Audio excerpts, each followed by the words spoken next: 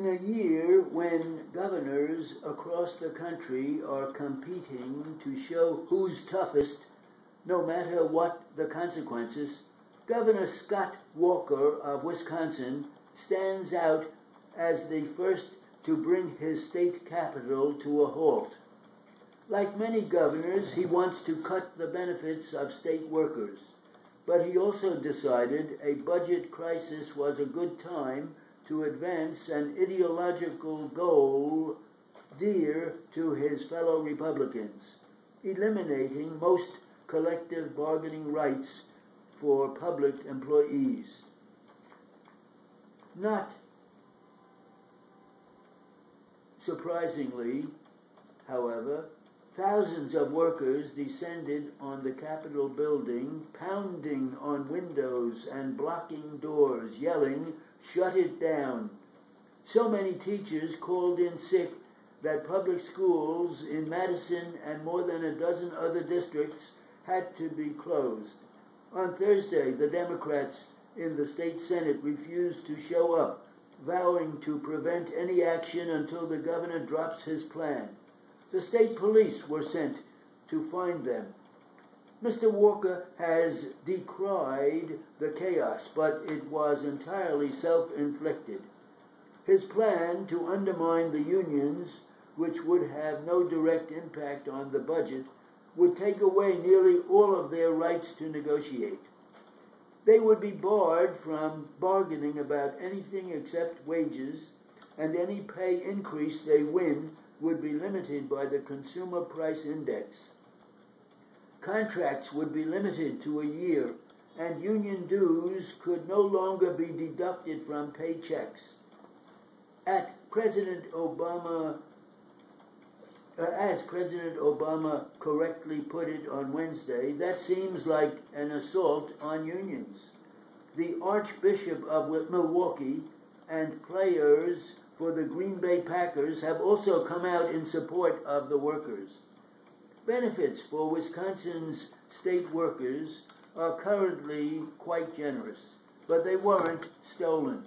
They were negotiated by elected officials and can be renegotiated at the bargaining table if necessary.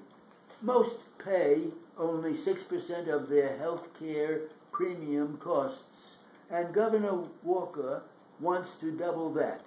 The average employee contribution to premiums around the country, public and private, is 29%.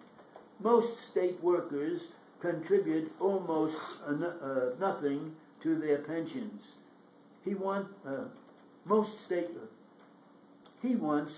them to pay 8%, and more or less that is the average for government workers around the country.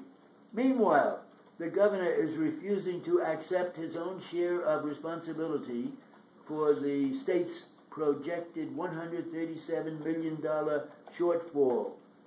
Just last month, he and the legislature gave away $117 million in tax breaks, mostly for businesses that expand and for private health earnings or savings accounts. That was a choice lawmakers made, and had it not been for those decisions and a few others, according to the state's Legislative Fiscal Bureau, the state would have had a surplus.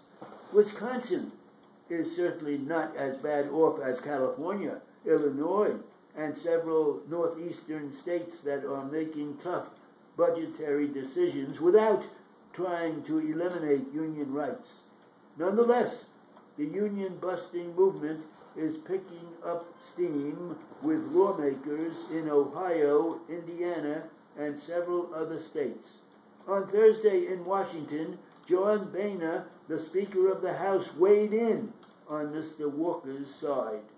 Keeping schools closed and blocking certain public services is not a strategy we support, and could alienate public opinion and play into the governor's hand. Short of that, the unions should make their voices heard and push back hard against this misguided plan.